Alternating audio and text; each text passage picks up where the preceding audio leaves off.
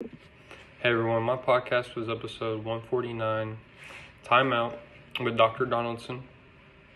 They started out the podcast by defining what timeout is, and that can be defined as a negative punishment procedure with removal of positive reinforcement for a period of time. They talked about how there were 4 key points to timeouts. The first is being time and context. They rather timeouts be started off too long rather than too short. So, they too short, not going to be nearly as effective. Rather it go too long and have a longer effect on the student. And then the context is, what is the student missing? Who is the student? Part of knowing your student, stuff like that. The next point was to keep it brief. They talked about how they had additional rules to timeout.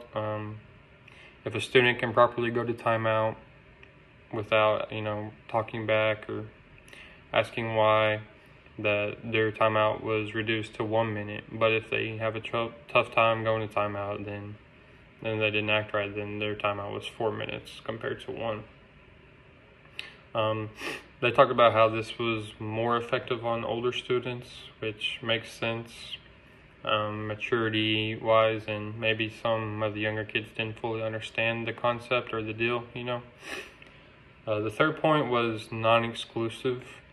Sometimes you don't have the best timeout options in your classroom, so you really have to work with what you have and maybe use different methods.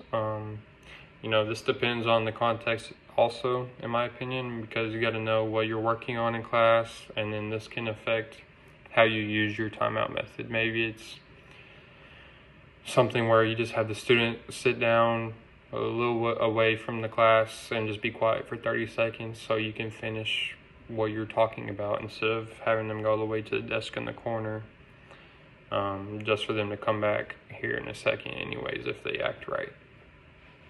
The final point was to be prepared for the behavior. You're dealing with kids and students that you're putting them in timeout, so what are they going to do? Ask why, talk back, give you attitude.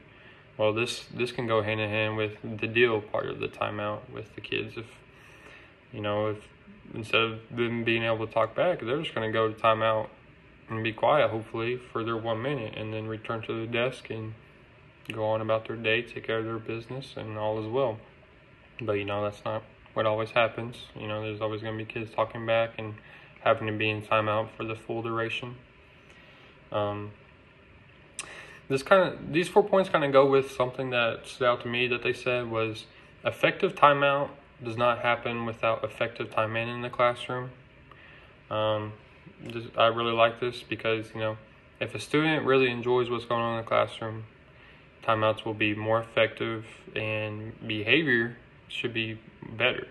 Because if they go to timeout, they're going to want to get back to the classroom setting, especially if they enjoy the class, enjoy the teacher, enjoy who they're around, So, effective, how you handle your time in affects your time out with your students. A couple other things they pointed on was how there was no correlation between timeout and trauma, which is really good when you don't want to deal with anything like that when you're trying to discipline your students. And they talked about how these timeout is effective parenting as well, where you can take some of these points and apply it to just your kids. Obviously this can be a little different with a classroom of 15, 20 children compared to one-on-one parenting. But, dealing with one student is the same as, a parent dealing with their kid. So, thank you.